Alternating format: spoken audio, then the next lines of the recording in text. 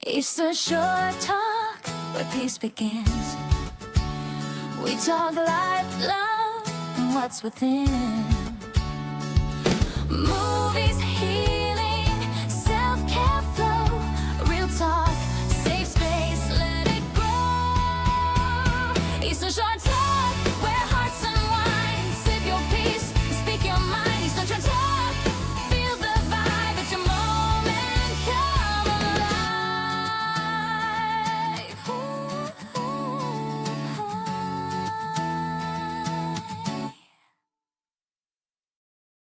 Hello again, everyone. Welcome back to Eastern Shore Talk, your podcast for all things self-care movies. If it's your first time tuning in, welcome. We're glad to have you. If you're watching on YouTube, please hit subscribe, follow, and leave a comment below. If you're listening on one of the other podcast platforms, click follow, like, and leave a comment. So this is episode 92, and I'm Jay Watson. And I'm Cathy Castle. And we have a returning guest who was, it's been quite a while. It's been over a year, actually, since we've had Colin on. But Cathy, I'm going to let you reintroduce Colin to our listeners. Well, I probably have a weird way of introducing Colin. I feel like her and I are connected in many ways. She is a lot of things in our local community. She sings, she acts, she does massage therapy. She's very special to me in a lot of ways, and I use her services monthly for all kinds of hocus pocus. She reads the tea leaves and helps me be sane and calm and neutral, and I'm so appreciative of her. It's not even funny. And she could probably tell all the other things that she does. She's a mom. She's smart. She's beautiful. She's lovely. But I'm glad that she is wanting to come back on tonight because she had talked to us about a return visit to talk about a condition that she lives with that is called alpha-gal syndrome, right? If I'm saying that correctly, which maybe people know what it is, but it comes from the Lone Star tick, right? Tick bite. And I'm very anxious for her to tell us more about it because I feel like I'm personally hearing more and more about it. I have more friends that have been bitten by that tick and also have that condition. And I have taken some time to really do some minor sleuthing about it. And also I talked to Colin when I see her about how she's feeling. But it's got me really intrigued because I live with a child that has a peanut allergy and type 1 diabetes. So he has an autoimmune with the type 1 diabetes. And I know what I go through as someone that lives with him, with trying to protect him or to understand what it's like to have food that can make you sick. So I really tried to learn a little bit about alpha-gal because I can't imagine. I think I would fail at having alpha-gal personally. When I read the things that I read initially about it, I would probably go in the corner and cry. So I'm really excited for Colin to be on here to talk about the struggles with it and to advocate for more knowledge widespread about it so that we can help our alpha-gal friends or understand a little more. Try not to take the beef to the party and make our friends sick, right? I joke. It is not funny, but you have to make a little bit of light of it. Colin, what have I missed? Well, thanks you guys for having me back on. I'm super grateful for all that you guys bring awareness to in the community and just the connection that you offer, not only just through your podcast, but then through the Wellness Expo. That was really nice to see everybody in person. So I was diagnosed with alpha-gal in 2018, but I think I've probably had it since 2001. Wow. So I went to college around the epicenter of where the Lone Star tick population originated, and nobody knew anything about it 25 years ago. Where now I have a little different basis for comparison just in terms of some of the symptoms that I've been experiencing over the course of my life. And it's like, oh, right, like that's not gastroenteritis. That's something different. So alpha-gal comes from it's a tick-borne illness, and I'm allergic to mammal and mammal byproduct. So that's anything that lactates with hooves, and there are a few plants that express alpha-gal, but not many. There's one called carrageenan, which is a red seaweed. There are also some forms of mold that express alpha-gal into the air.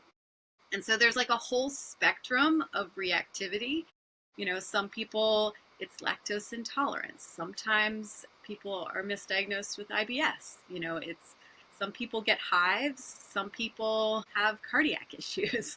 I happen to have the GI variant where I have digestive anaphylaxis. If I consume any mammal or mammal byproduct, I'm also vapor reactive, which is another class of sensitivity where I was watching the community band perform a couple of weeks ago, and I was standing by a bacon food truck and went into anaphylaxis. So, thankfully I have a different understanding of how to decode my body's messages. It's like you were saying, Cathy, like there's a lot of failure associated with learning how to decode that. And, sometimes failure is the best avenue towards success. A lot of people in the community have an idea that I have alpha-gal. And if they hear of somebody else, I'm grateful that now they know to offer some level of connection, because it can be pretty isolating. Wow. So I'm going to just ask a couple questions like I was somebody that's learning about this for the first time, maybe. Is there, um, is there any way to prevent it besides, living in a Besides box? not getting bit by a tick.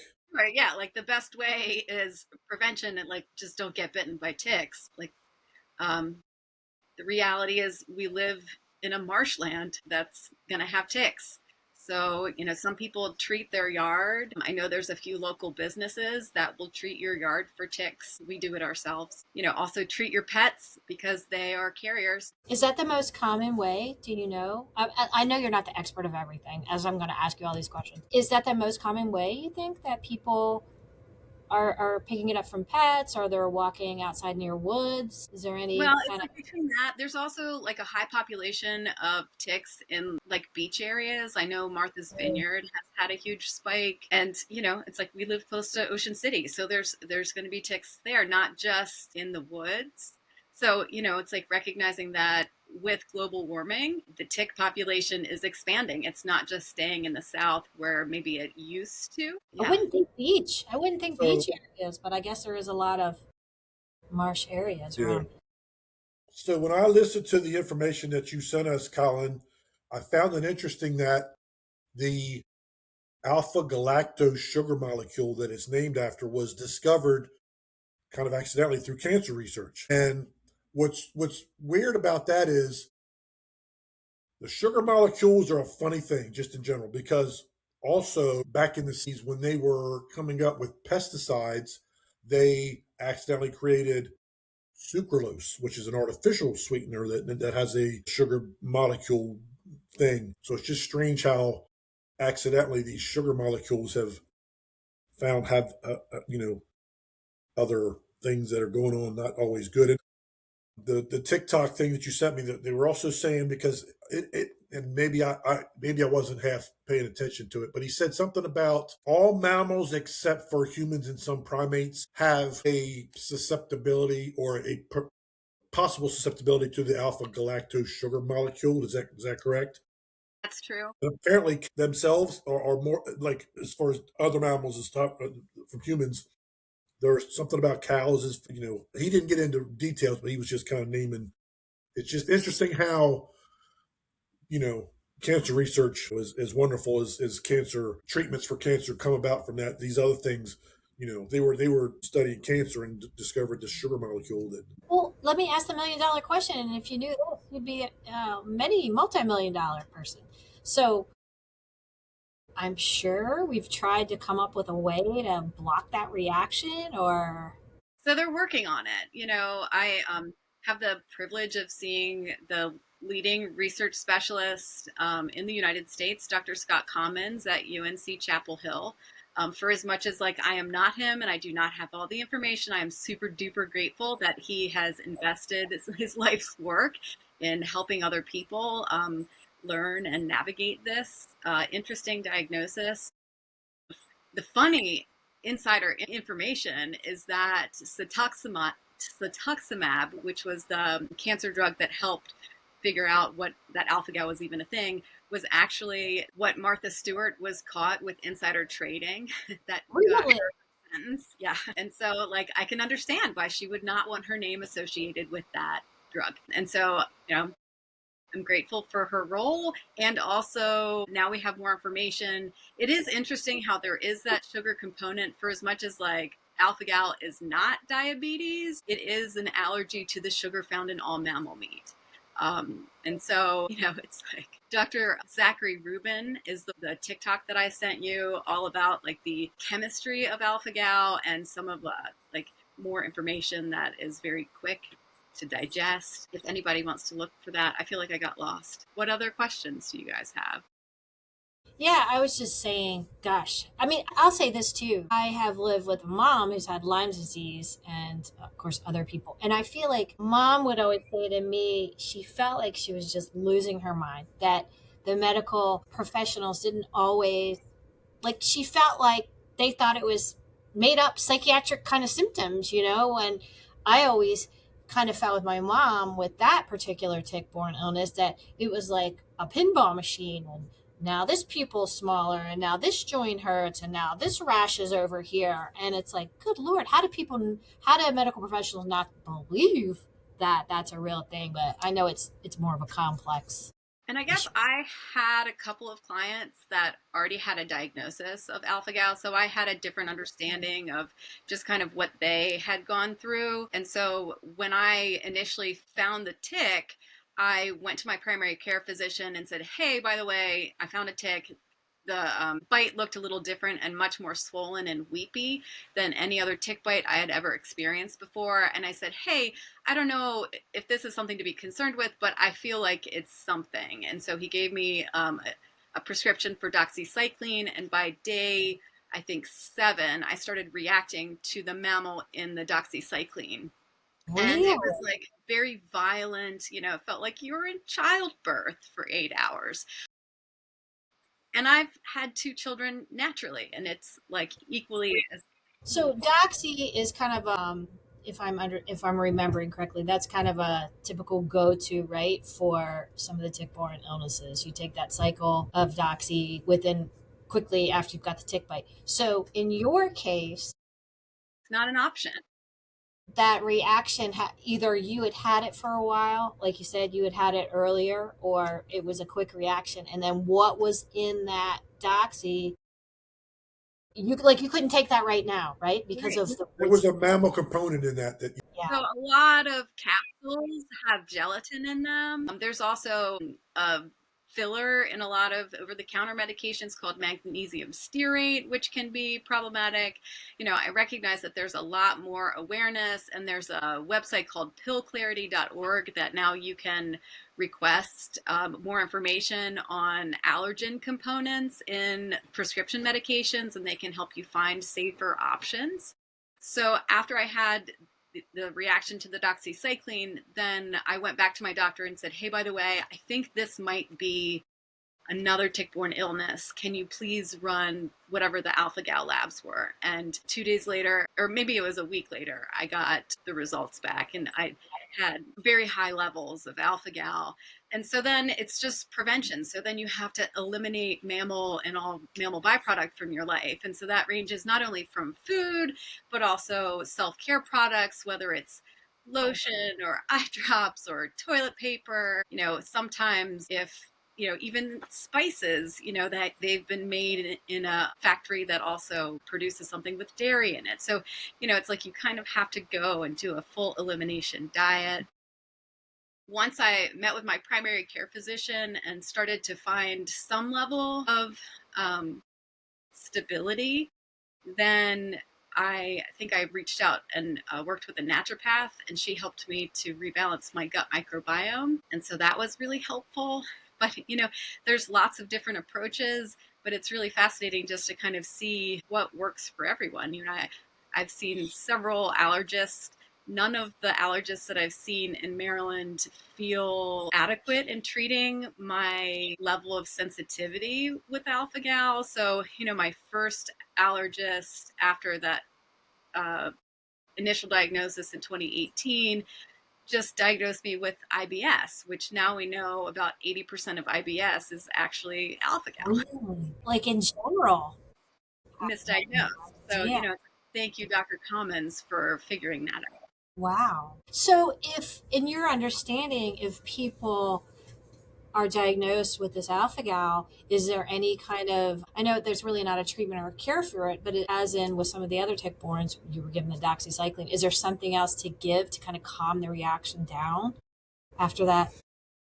So, I tried a specialized acupuncture treatment that is deemed to get rid of allergies, but then it made my reactions like 80,000 times worse. And as Dr. Commons helped me to realize, it's very dangerous for some. While it can help a few, it's deadly for others. And so I don't recommend that. If there's ever a quick fix for anything, it's usually too good to be true. So, like, trust your intuition. So, no acupuncture for No acupuncture. Because, but vagus nerve regulating tools, I think that's where craniosacral therapy has been especially significant for my picture, between that and learning how to open the lymphatic system around my brain with manual lymph drainage. It's offering your nervous system and your lymphatic system support so then it can like operate as it's intended versus, being in constant hypervigilant or reactive mode. And I personally am a fan of what she's talking about anyway, because if she does work with me, I love that cranial, sacral, all of it. Drain it all. Drain everything that's in my head. Well, and it's like with any kind of vapor reaction, there's typically brain fog that goes along with it. And so, for as much as people might take my lack of communication personally, really it's because I don't have access sometimes. I do my best at making sure I'm not exposed, but the reality is I can't control what other people are doing. So what do you do? What does one do if you're somewhere and you have that vapor reaction? What do you do Well, besides? I always have my epi options on me. So I have both nasal epinephrine and EpiPen. Is there a opinion? Is one better than the other in this case? I think the Neffy, the nasal epinephrine, is newer, so I think they're learning more. I've used both with success, and I'm grateful that I have those options. Well, I was just talking to a friend today whose husband has it, the alpha gal, and she wasn't aware that there was the nasal option. So I know EpiPens are scary. I have one for my son with a peanut allergy, and I've never had to use it, thank goodness. But whenever I decide to re-educate myself and I look at what I need to do in the middle of a crisis, I'm like, oh, I don't know if I could do put that with that and make that happen and put it in the thought. So I'm very grateful as a caregiver to have the spray. Yeah.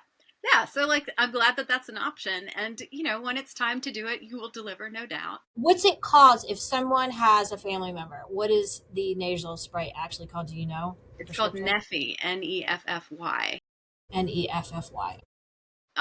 I also have, you can take H1 and H2 blockers, which is, like an allergy medication, and like Pepsid, and those are also helpful in some lower level reactions. Which allergy medicines would have that, for example? So, like Allegra, Xyzal, and Pepsid. Those are a few examples. Just don't do the capsule. Any capsules, magnesium stearate. I mean, that is for some people. Any type of antihistamine? Yes. And so, long ago, and maybe not long ago, 2 years ago, they recommend taking Benadryl whenever you had a reaction. But then they were finding that Benadryl didn't always reliably have non-mammal ingredients. And so Really?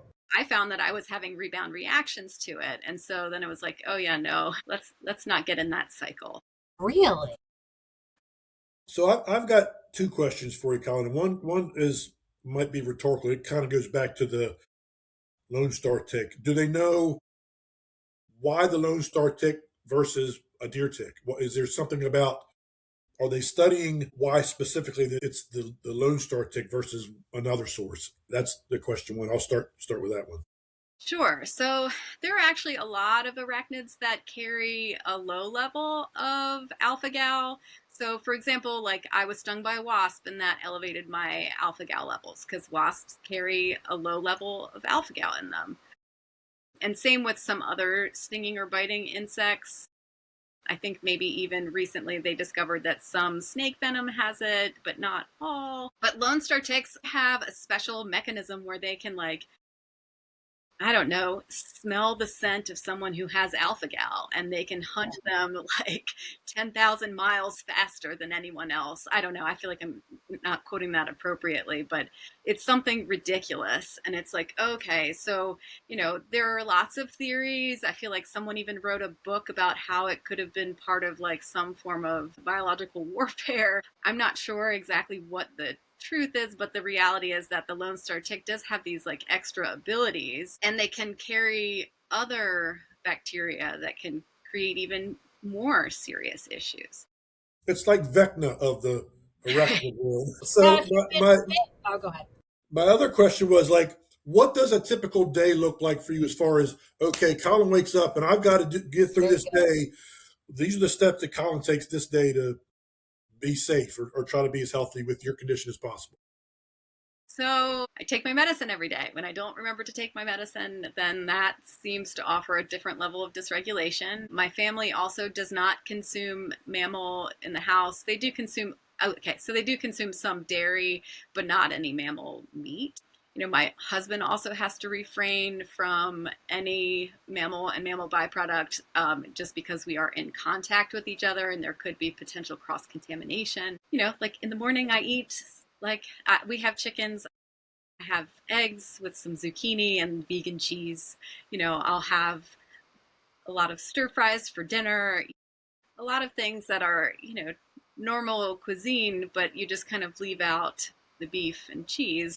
Somebody was telling me the Mediterranean diet is a pretty friendly place. When I was the most reactive, I followed a low histamine diet, and that really helped me to like understand what the chemical reactions were that were happening within my body. That's not for everybody, but it definitely provided a lot of really helpful feedback. Well, what does going, you and I have talked about this before the podcast.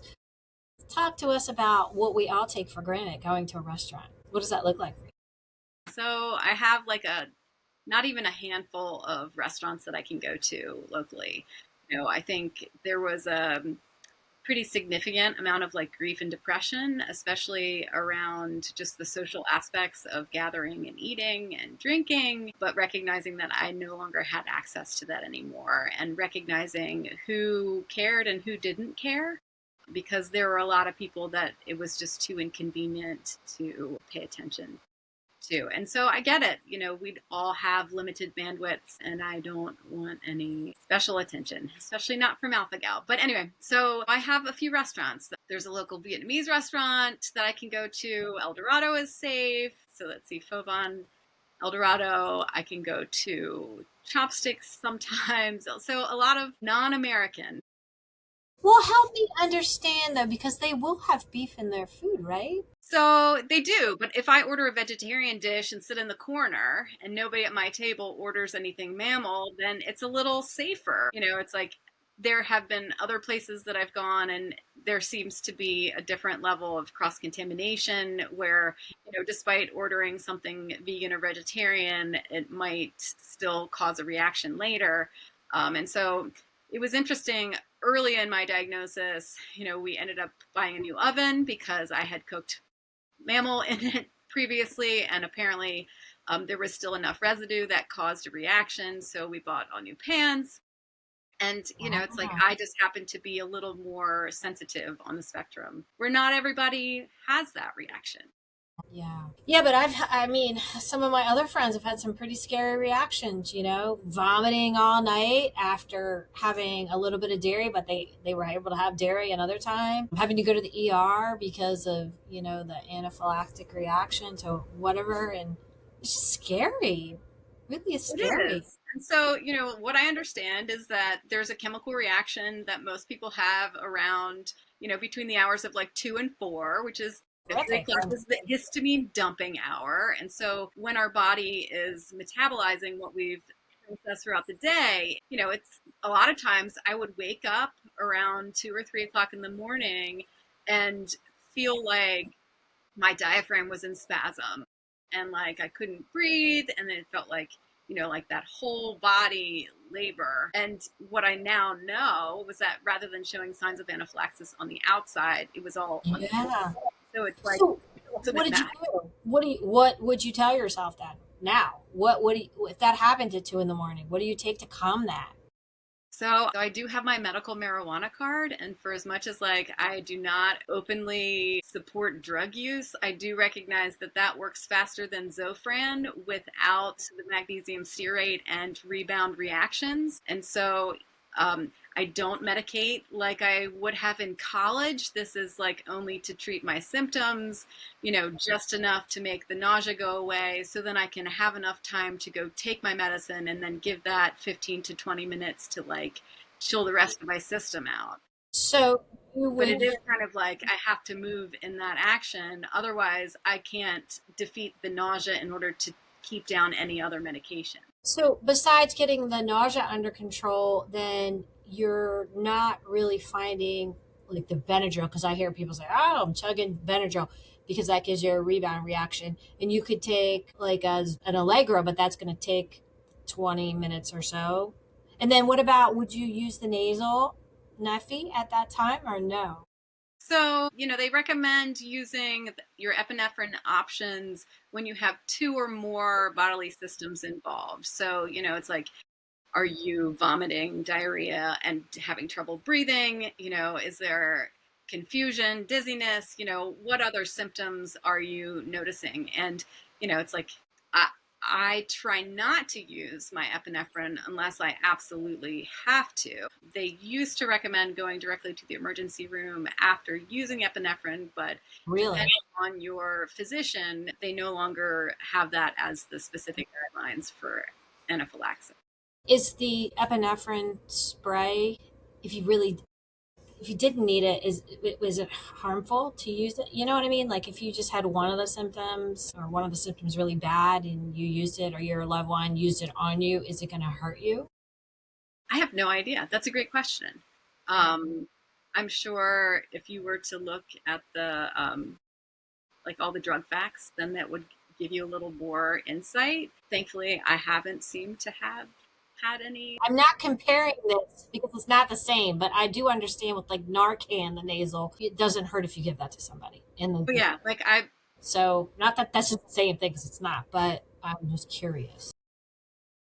So it sounds like, Colin, one of the difficult things is not everybody shows the same symptoms from having the alpha gal. So, but are there, I was going to ask you, just for folks out there that might feel a certain way and are not aware of, what might be going on, are there any commonalities to, as far as, symptoms or things that people are experiencing with alpha gal that they know of so far that people can kind of be aware of as they're feeling some kind of way? Sure, if you have anaphylaxis for no reason and you don't know where that came from, and it's usually between the hours of 2 and 4 in the morning, and there's a digestive component, it might not be IBS.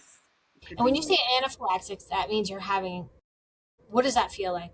So, for some people, anaphylaxis is just hives and swelling. For some people, their tongue is swelling. For some people, it's digestive in nature. So, you feel that diaphragmatic spasming and diarrhea, vomiting. Some people have more cardiac symptoms. So, they feel like they're having a heart attack at the same time as having the digestive component or the other respiratory component and hives. Is it damaging the heart area or it So, just feels like it?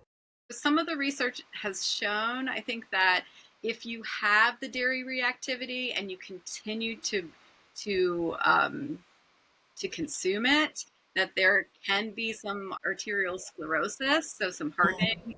Hmm.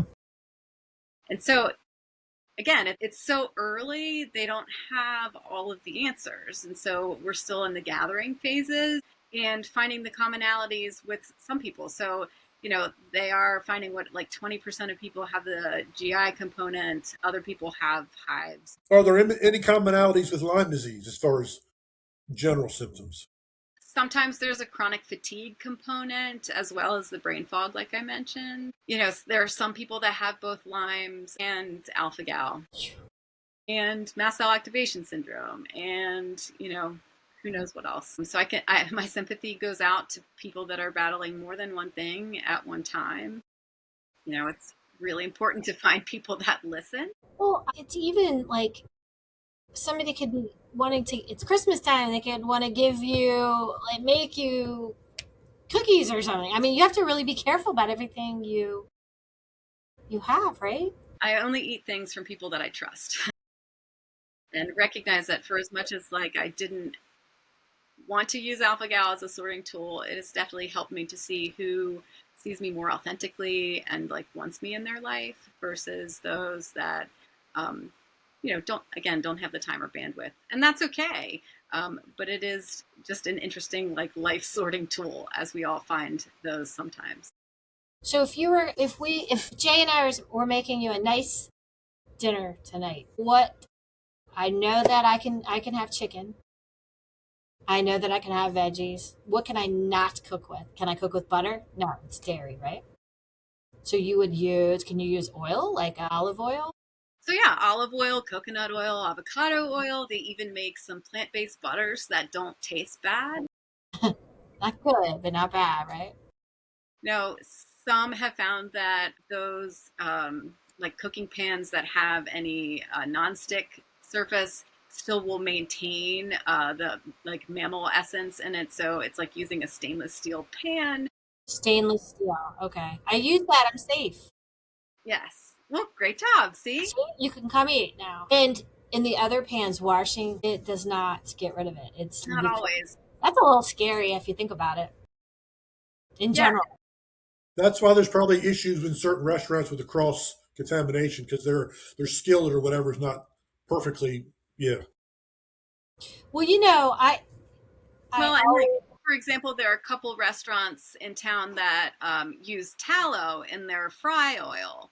And so, like, those are absolutely off limits. I even tried to go into one just to have a Guinness at the bar because Guinness is vegan, in case anybody needs to know. Did not know that. But just having the mammal in the air and, like, on any surface that you could touch. Colin, I read this. Tell me if this is worth it. I read somewhere where they said, and they provided a little label or a little paragraph that if somebody had alpha gal, they could have these in their wallet or whatever. And if they went to a restaurant, they could give it to the server to give to their chef or whoever's cooking to say, this is what I can't have. Do you think that's worth it? Maybe not in the United States. One of the most eye-opening things was when we traveled to Europe, and in Europe they have to list the top 10 allergens in all of the recipes and where you can find them and how you can eat safely if you have an allergic reaction to any food. And so I was like in hog heaven because I could safely eat most everywhere in Europe, where I can't really do that in the United States. And so back up. This again, if you're out there in restaurant land, this is a good point. So you're saying when Europe is alpha gal friendly. Yeah. What, like, is this because you were seeing that on a menu outside of the restaurant? Like, how did you know these things? So I asked the servers, and you look at the menus and they all show you exactly where you can find different allergens. And when I said, I have a mammal allergy, they were like, oh, great, here, this is what you can eat.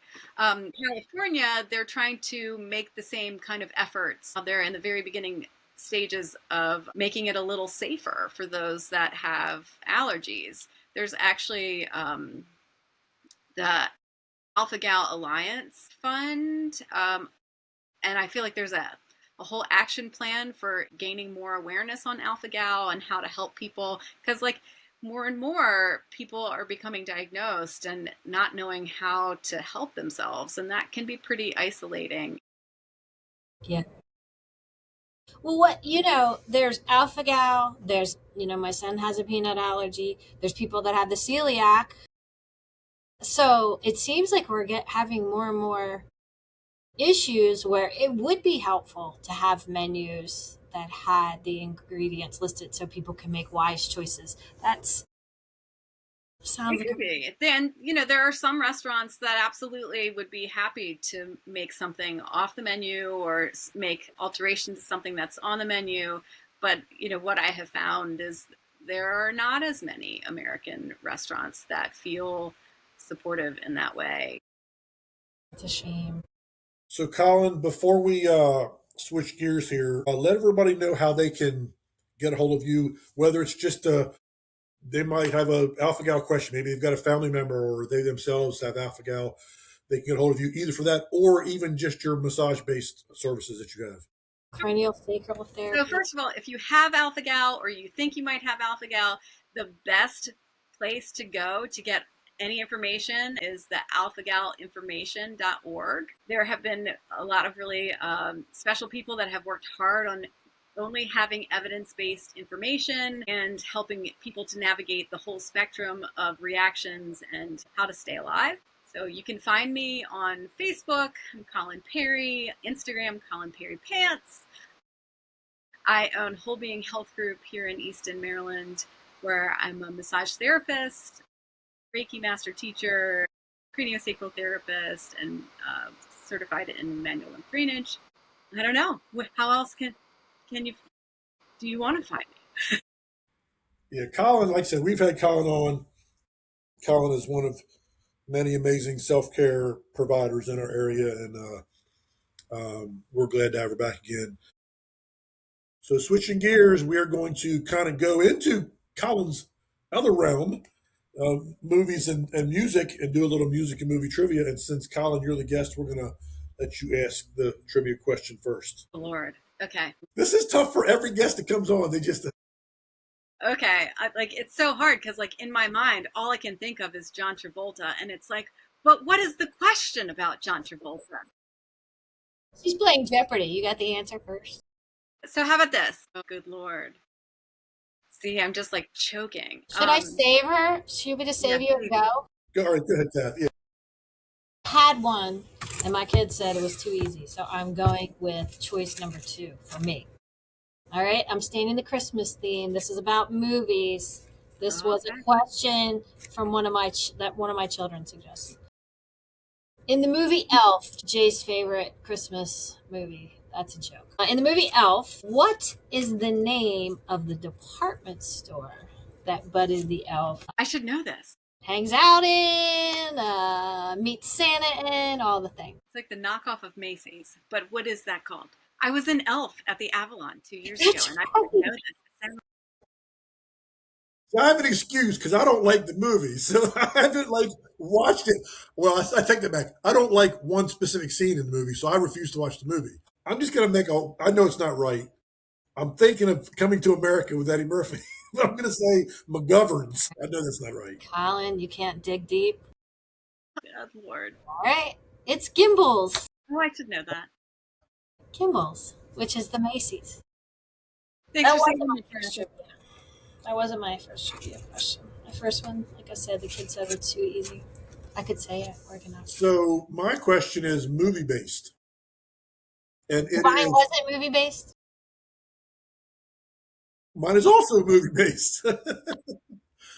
Who was the youngest actor or actress to win an Oscar of any kind? Jeez. Pete. Wait, I'm going to say it's Dakota Fanning. I was gonna say. All right, she says that. I'm gonna say. And Shirley. I would have I'm gonna gotten say it wrong. Shirley Temple. It's Shirley Temple. No, but there's an asterisk beside that one. What's What? your guess, Colin? They weren't counting then. What is it, Haley Joel Osment for Sixth Sense? No. How about Dorothy? What's her name? Dorothy. See, that would have been Judy Garland would have been my guess, but that's not correct. All right, forget it. Go. All right. What you got? So let's go back to your Shirley Temple. She won they gave her a special non-competitive. In other words, there wasn't an official vote, but they kind of gave her like a kids meal version of an Oscar at 6 years old, but it wasn't an official, the Oscar board didn't vote her to have So an Oscar. really, I won. Just saying. But the youngest person to have ever won an Oscar of any kind was Tatum O'Neal, who won it for Best Supporting Actress at the age of 10 in the movie Paper Moon. That's Ryan O'Neal's daughter. She stole the title from Shirley. But the youngest actor to win a Best Actor Oscar was Adrian Brody at 29, which is that's old. Seemed old, and that was for The Pianist in 2002. Leading actress to win a Leading Actress Oscar was Marlee Maitland at 21. Children of a Lesser God, fantastic movie. Which both of those are older than I would have anticipated for someone winning for leading actor or actress. So, yeah. And like I said, I thought it was Judy Garland as well, but no, it was Shirley Temple unofficially, Tatum O'Neal officially. Shirley. All right, Kath or Colin. Colin, what have you been watching lately that you've enjoyed? So we did go to the movie theater and see Wicked for Good, and that was good. But the real hot topic is the Diddy documentary. We all watched Diddy. So my first question was Wicked for Good better or worse than part one? We have moved on to Diddy. I'm just want to hit that real quick. I had not seen Wicked part one or part two before the first time I had seen them in the theater. And so, it was very eye-opening to finally catch on to the last 20 years of popularity. It's one of my husband's favorite musicals. You were the same, I think, Jay, right? Yeah, fine. It was fine. Yeah, I was a big Wizard of Oz fan. I'd never seen the plays. I mean, didn't really know anything about it at all. Yeah, I thought it was not quite as good as part one. Too much music. I know it's a musical, but they actually added 2 songs that were not in the original musical for no apparent reason. So I'm like, get the music out of the musical. Now, I love Defying Gravity. They could have not sang any songs other than Defying Gravity in the first one, and that would have been. He wants to design his own movie. He wants to pick it. I would have been fantastic. He wants to pick a soundtrack of his movies. Now, The Wizard of Oz, they sang all the time, but to me, it was part of telling you who the character was. It wasn't just, oh, I met a boy. Let me talk about I saw a flower. Let me sing about seeing a flower. It was not just singing for the sake of singing. You needed that song to tell you something about the character. Had a brain. Yeah. Anyway, and I love music. I love me some music, but yeah. Okay, so Diddy. Yeah, we all 3 watched it. Listen, that was the train wreck I could not take my eyes off of. I couldn't take my eyes off of it. And I was not, we all know what's happening with old Diddy, but I was not expecting what that was about. That really was less about all the things he's in the media for and all the pre-Diddy.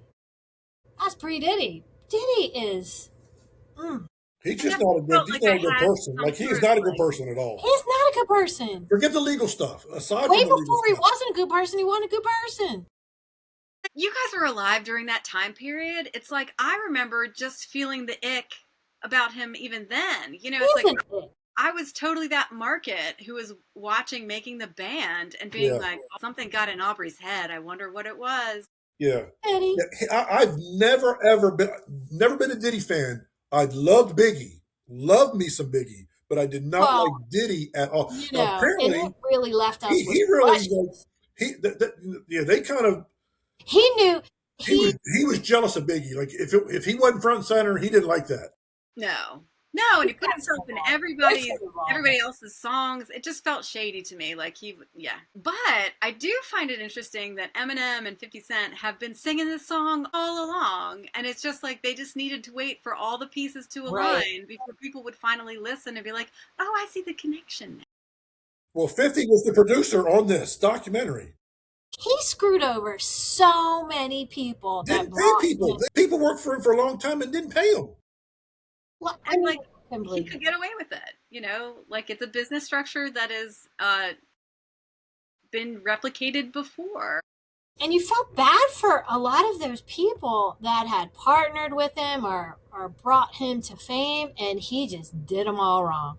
What his downfall really was being caught on the hotel camera beating the crap out of his girlfriend, because now he's there's no denying that. And then he comes out and does this long apology, and I'm like, come on, buddy. You weren't feeling that way. You only are saying that because you got caught, not because you were sorry for doing it. But like, and then I'm thinking, what was J-Lo thinking? Like J-Lo was with him for. I'm like, what in the world was that about? Dress. I was like, when did Kim leave the picture? That's when I was kind of confused, because I was like, she's always in the background, but then there was J-Lo and Cassie, and it's like, and they were always somebody else's girl. He had to have them. So like, message to the ladies: if there's anybody that wants to beat you, it's probably not a good relationship. Just saying, it's not okay. It's not okay. And the whole thing with like, Biggie didn't want to go to L.A. on that trip where Biggie ended up getting shot, and or he was supposed to wanted to leave, and he was like, "No, we got to stay." And now there's like this. Well, there was always this thing whether he had anything to do with Tupac's getting shot, and apparently, initially, Tupac and Biggie were really good friends. Like even though they were East Coast, West Coast. Prior to that, they were friends, like friends. Diddy didn't want anything to do with that because that was taking his control over Biggie. He wanted to have the control, and that threatened that. And those guys were kids, man. They were like 24, 25, died within 6 months of each other. What a loss. And that guy, who was the guy, I can't think of his name, but he was the record producer that basically. Oh, yeah. I can't think of that guy's name. Hired Diddy as an intern initially. But he lived in his house. I'm like, what in the world were you thinking? Wasn't he dating Kim? And when Diddy started hanging out with him when he was like 19, he's like, he was wanting her then. Yeah. I forget that guy's No, Albie Shore, the other singer, was with Kim. Yeah. It was? I forgot about Albie. No, it was Albie Shore. He had some good music back in the day. He had some good music back in the day. I said, look at old Albie Shore. I forgot about you. But, his music probably just went up in popularity after this. And when I finished watching it, I was like, I don't know. You want to go to jail and beat Diddy? Most of the stuff I saw on this documentary, I'd seen in other documentaries.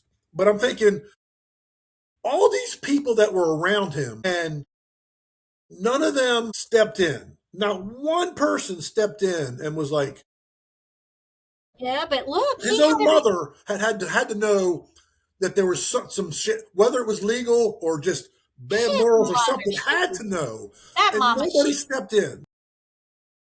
Well, I think he had people by a hook. I mean, if they stepped in, look at the guy that remember he gave mom 75% of the business and his co-partners 25% because of that whole stampede thing, and he didn't want him coming after the money, and then he went and took that money back from that guy with the baseball bat. And they're like, why didn't you do anything? And he's like, I mean, what are you gonna do? You're in the pyramid. He wants to be the whistleblower, and I think that's the hard thing. Is like, is this like a cultural thing? It's kind of like, I also have deep appreciation for some of the other major whistleblowing documentaries that Netflix has put out. Like, man, Tiger King. Jeffrey Epstein one was like mind-boggling. One was like, yes. And it's like, this is kind of this similar model, just in that like people have this power over and take advantage, and then it all crumbles down. And so it's like, he said he'd kill people. He says, I will kill you to certain people. Well, he did. Him and the other guy went in the bathroom and shot the guy that ended up disappearing. And then they kind of swept that under the rug. Well, and so like, I do also recognize that he would participate in some of his like nighttime activities, including one of his children. And so where does that fall on child abuse? Yeah. Well, it was interesting that when the documentary starts, it's actually video of him days before he's arrested. Like apparently, who does that? He had this videographer following him around to document things. He didn't pay him, so this guy still had the rights to the video, and he had pissed him off. So he's like, "Well, he never paid me, and I still have the rights." So 50 Cent got that video, and he's talking to his son. He's like, I'm not allowed to talk to these people, but my son so-and-so can talk to them, and like trying to pull in favors from years ago from people that he treated badly. And I'm like, man, this guy is just.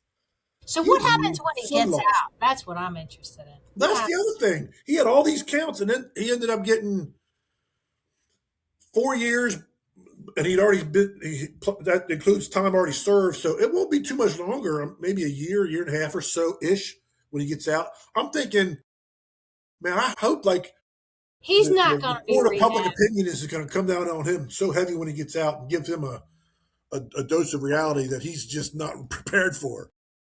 How many other cases will be submitted? That's How true. many other opportunities to be held accountable will pop up? Because Justin there's Bieber and Diddy were like, there was that thing when Justin Bieber was still a minor back in the day. He's on video saying because Justin went to Diddy to like record some demos or whatever, and his parents like dropped him off, and Diddy's on camera saying, you're 15 years old, you're going to do things, you shouldn't. And he's saying that on video, and they had like that's public knowledge. I'm like, yeah, video may or may not be your friend, Diddy. but like he's like so radioactive now, just from a PR standpoint. I'm thinking, who's going to want to work with him? Like, who of right mind is going to want to work with him? And then I was thinking, how many people in the prison system are like in awe of him? Because he is a manipulator. How many people In are? the video, he's walking down the street, and people are just mobbing him for selfies, and then, like all the info was out there that he was about to be arrested. So like, For some bad things. yeah, and like the public didn't care. I don't care. Money to be given to that poor guy, and I can't think of his name. That was his co-producer of Bad Boy Records. That dude deserves some money back. There's a lot of people. Yeah. I want to go divvy out his money. Pay the people. If only I had that power. But I do recognize that maybe karma is a thing. So That's what I'm saying. I'm just wondering, like, as far as Diddy had this popularity that he got accustomed to prior to all this. Like the Diddy that comes out, whenever that is, it's not going to be. Someone will work with him, unfortunately, but it's not going to be to the level he's accustomed to. Now what? Like what? I'm telling you, something else is going to happen. He's going to beat some other woman or something while he's on probation, and then he's going to go right back in. I'm telling you. You heard it here. Anything else you guys have watched? I did Amazon Prime. What would you I watch? watched Michelle Pfeiffer's Oh What Fun, that Christmas movie. Nobody? I haven't watched it yet, but I've heard good things. All I'm saying is, yep. So basically, she's had some very nice work done. She looks really good. She has 4 kids, I can relate to this, and a husband, and she makes all the magic happen behind the scenes with Christmas, and they forget her. They forget her one night, so then she goes and does her thing. So then it's the whole thing about the family really trying to appreciate mom because she wasn't there to do all the So things. it's kind of like Home Alone. She gets left behind, like Kevin got left behind Home Alone. Yeah, she gets left behind. But this is the real magic. This is the real elf behind Christmas. And I'm looking at Marty like, yeah, that's right. You see this? I feel her. I'm sure all moms can feel that. Watch that movie. It's hard to make the magic happen. So, Colin, are you a Stranger Things fan? Oh yeah. So we have like watched 3/4 of the first episode. That's it? Love it. I know, but we've got kids, like little kids. We can't just like watch it whenever we want to. Sure you can. Listen, We like to watch it together, and so like that's hard to do. that's how I'm spending Christmas evening, 8 p.m. Look out. Santa be gone, bringing in Vecna. What are your thoughts so far, since it's been so long since we last saw them? What are your thoughts so far from what you've seen so far? Well, just pure excitement. I love the nostalgia of Stranger Things because it does have like that 80s glory. Yeah. It's interesting to also like watch the characters age through all the seasons. For as much as they're not my family, they have taken up space in my living room a good bit over the years. And yeah, like I'm just excited to see what offers resolution to this like super wackadoo package because it's all energy. Do you have some favorites? Because I'll tell you, even if you had somebody where you're like, whatever, people redeem themselves. I mean, I always love Barb. I mean, She likes Barb. I haven't seen Barb for 10 years. I love the redhead, which Alex, that's her name. Max? Max. Yeah. She's a fave. I don't know. There's like so many. I love Winona. It's like She's thank so you for coming back into my life and not being a klepto. Now, Millie Bobby Brown was just on the Jimmy Fallon I show saw Sunday night, that. and apparently she's like, Jimmy says, you must really like the 80s because John Bon Jovi is your father-in-law and you're doing this show about the 80s. She's like, oh, yeah. And he said that was her 11th time on the Tonight Show. Did you see what she gave him? Did you see what she gave Jimmy Fallon? You remember the bracelet that Hopper gave her in season 2 to always remember him by? There was only one of them. She gave Jimmy Fallon because she said to him, she's like, "You've always been good to me. You've been like a father figure to me. You've had me on and been lovely to me. I want to give you this." She likes these things. There's Yeah. Hopper, there's Jimmy, there's John Bon Jovi. And it's so weird. Like, she's a mom. Like, she has a baby. And she was 10 when she started the whole series way back in the day. So beautiful. I think she's beautiful.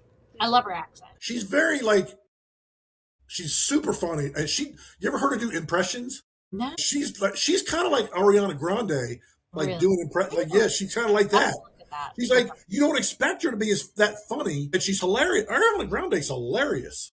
Yes, she is. I like to see all the kids come on these talk shows. It's fun. It is fun. It's also interesting to see like what their fashion designer has put them in for some of these different PR events. And it's like, okay, They're very eclectic. You're like, if I were in the 80s, I might not be wearing that. I got my Amazon order of plates for Christmas night. They have the alphabet and the lights on them. Those are my Christmas night plates. It's on. We're back on. Because the night before Thanksgiving, Colin, we did a whole thing. 8 to 1. And so did you watch all of the episodes? Yes. Good Lord. We had the food. The food was out packed, so you had all your food, you had all your drinks. There was a couple rules. If you had to pee, that's your problem. Yeah. Now, I split mine into 3. We can't handle ourselves. We can't do it. Now, the next round for Christmas, they're all right around 2 hours. Every one of them? They're all like hour and 50, hour and 53. And the final one, New Year's Eve, is 2 hours and 10 minutes or something. So basically, there's 4 movies left. So how long am I going to be up on Christmas night? That's why you split them, Kath. We can't, Jay. It can't be done. We have no control. You have You split Ted Lasso. Yeah, but that's different. It was different. This is excitement. Just you can't. Where do you cut it? Where do you cut the excitement? Now, I'm not giving anything away. To me, episode 1 was like here, and by episode 4, episode 4 was gold. I talked all about it on last week's podcast, so don't watch that. There's spoilers, but it is gold. I was like cautiously optimistic. I'm like, part of the charm's going to be gone because they're not little kids anymore. When I turned on episode 1, I'm watching, I'm like, this doesn't even visually look like the same show. Not just because of the age difference, but it just didn't. And after episode 1, I was like, I kept going, and episode 2 was a little bit better. Episode 3 was a little bit better. And 4, knocked it out of the park. So good. Yeah. So much. 4 is it. That's all I'm going to say. I want to watch the last one in the theater. I really do. I just don't know. I've gone back on YouTube and watched reaction videos of people watching episode 4 just to watch the same joy that I had and other people watching it for the first time. Well, I'll be sure not to watch that episode while I'm gift wrapping late at night. Don't watch us. Don't watch us. Well, you won't be able to wrap because you'll be so engrossed. You'll put your scissors and you take can't down. wrap. No. You can eat. You can eat if you don't have to look at your food. But that's it. You can't do something. You can't multitask something that your eyes have to focus on. Okay, noted. Yeah. You could do massage apps. You could eat popcorn. Well, Colin, thank you again for coming on and helping educate our listeners to Alpha Gal and all things surrounding and talking music and movies and Stranger Things. We appreciate you coming on. Thank you so much for having me, guys. You'll have to come back. You're welcome anytime. If you have a topic or you just want to talk about music and movies, come back and just talk about that because we'll do that too. We might have to talk about Diddy again. We might have to talk about the end of Stranger Things. We might have a lot to talk about. We might just do a wrap once it's all the Stranger Things. We all 3 have watched them all. We should do Carl, you need to hurry up and catch up so we can do that. Do it. Sounds like fun. I can't wait. All right, guys. I'll Thanks be for tuning in to crying. Easter Short Talk. We'll catch you next time. Take care, guys. Hang tight for a minute.